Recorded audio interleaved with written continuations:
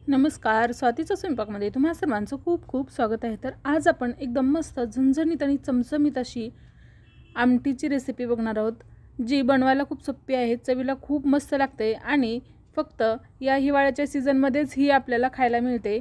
तर आता ओल्या शेंगाचा सीझन आहे तुरीच्या, तर त्याच तुरीच्या शेंगापासून मी झणझणीत आणि चमचमीत अशी आमटी बनवणार आहे त्याच्या दाण्यापासून। तर इथे तुम्ही बघू शकता मस्त अशी भातावर गरम गरम भातासोबत ही आमटी खूप छान लागते। तर वेळ न घालवता रेसिपीला सुरुवात करूया। तर इकडे मी गॅसवरती कढई ठेवलेली आहे आणि त्यामध्ये अर्धी वाटी सोललेले दाणे घेतलेले आहेत तुरीचे। तर इथे हिरवे दाणे आहेत, कोळे कोळे असे।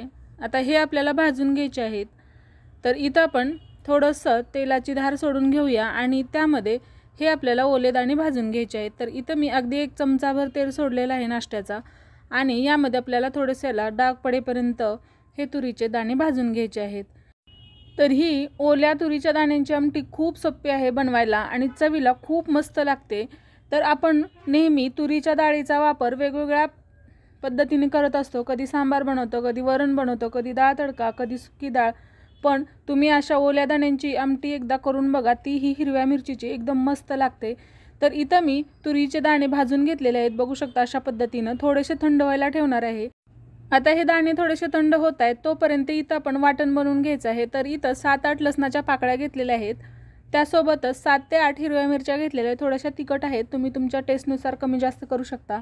त्यासोबत कोथिंबीरीचे मी जराशे दांडे घेतलेले आहेत आणि पालाही त्यासोबत घेतलेला। तर याला छान असं वाटून घेतलेलं आहे, बघू शकता अशा पद्धतीनं याचं वाटण बनवून घेतलेलं आहे।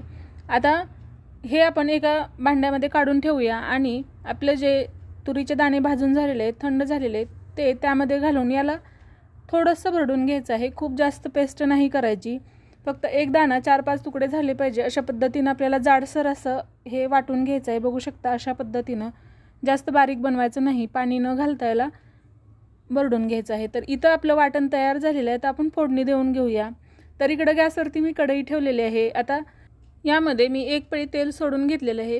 आता यामध्ये मी पाव चमचा मोहरी आणि पाव चमचा जिरं घातलेलं आहे। आता हे दोन्ही छान असं तडतडलं की यामध्ये 5-6 कढीपत्त्याची पानं घालून घ्यायची आहेत। तीही छान फ्राय झाली की इथं मी अर्धी वाटी बारीक चिरून घेतलेला कांदा आहे, तो यामध्ये घालून घ्यायचा आहे आणि याला चांगलं फ्राय करून घ्यायचं आहे। तर हा कांदा आपल्याला खूप तांबूस करायचा नाही, थोडासा ट्रान्सपरंट होईपर्यंत परतून घ्यायचा आहे।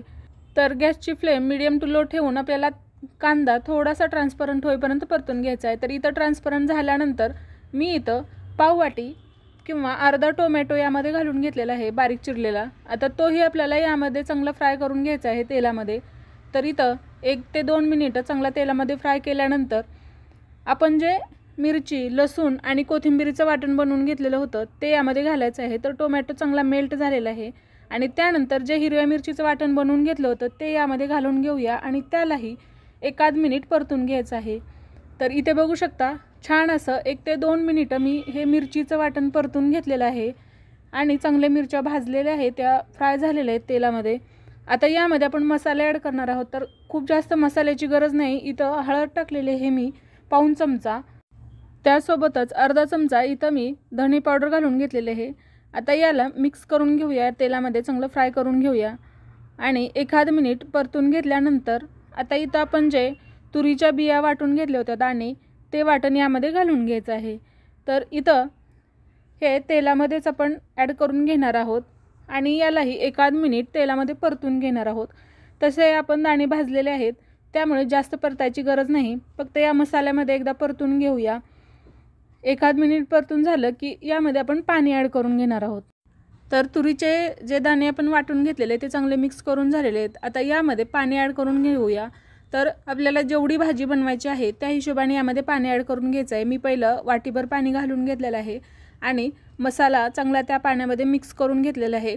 आता गरजेनुसार यामध्ये पाणी ॲड करून घ्यायचे आहे, आपल्याला कितपत रस्सा बनवायचा आहे त्या हिशोबाने, आणि चवीनुसार मीठ ॲड करून घ्यायचं आहे। आता मीठ घातल्यानंतर मी याला चांगलं मिक्स करून घेते आणि आपण याला उकळी येऊ द्यायची आहे। तर इथे तुम्ही बघू शकता मिक्स करून घेतलेलं आहे मी। आता उकळी आलेली आहे, तर इथं शेंगदाण्याचं कूट घालायचं राहिलेलं, मी आता यामध्ये शेंगदाण्याचं कूट घालून घेणार आहे। तर 1 ते 2 चमचा शेंगदाण्याचं कूट यामध्ये मी ॲड करून घेतलेलं आहे आणि तुम्ही इथे बघू शकता मी शेंगदाण्याचं कूट ॲड केलेलं आहे आणि या आमटीला उकळीही छान अशी आलेली आहे। आता मिक्स करून घेऊया आणि गॅसची फ्लेम मिडियम टू लो करून याला 5 ते 6 मिनिटं मिडियम टू लो फ्लेमवरती ही भाजी छान अशी शिजू द्यायची आहे। तर इथं आता आपण गॅसची फ्लेम लो करूया आणि यावरती झाकण ठेवून आपल्याला ही आमटी चांगली शिजवून घ्यायची आहे। तर 6 ते 7 मिनिटं मी चांगली शिजवून घेतलेलं आहे। तुम्ही इथे बघू शकता मस्त असा याचा कलर आलेला आहे आणि ही दिसायलाच एवढी टेम्पटिंग दिसते, चवीला खूप मस्त लागते। तर तुम्ही इथे बघू शकता किती मस्त अशी ही आमटी तयार झालेली आहे। तुम्हाला याची कन्सिस्टन्सी दाखवते, एकदम परफेक्ट अशी झालेली आहे, बघू शकता। आता यावरती बारीक चिरलेली कोथिंबीर आपण ॲड करून घेणार आहोत आणि ही भाजी आपली भाकरीसोबत, मक्याच्या भाकरीसोबत तर खूप छान लागते। तुम्ही ज्वारीच्या, मक्याच्या, बाजरीच्या भाकरीसोबत, चपातीवर किंवा भातासोबत खाऊ शकता।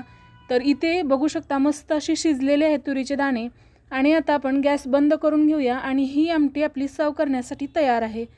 तर हिवाळ्याच्या सीझनमध्ये तुरीच्या शेंगा इझिली उपलब्ध होतात, शहरामध्येही त्या विकायला येतात। तर तुम्ही एकदा अशा तुरीच्या दाण्यांची आमटी नक्की करून बघा, तुमची फेवरेट होईल। भातासोबत संध्याकाळच्या जेवणात हलकं फुलकं खायला सर्वांनाच आवडतं। तर अशा वेळेस भात आणि ही तुरीच्या दाण्याची झणझणीत आणि चमचमीत अशी हिरव्या मिरचीची आमटी एकदम परफेक्ट असा डिनर होतो।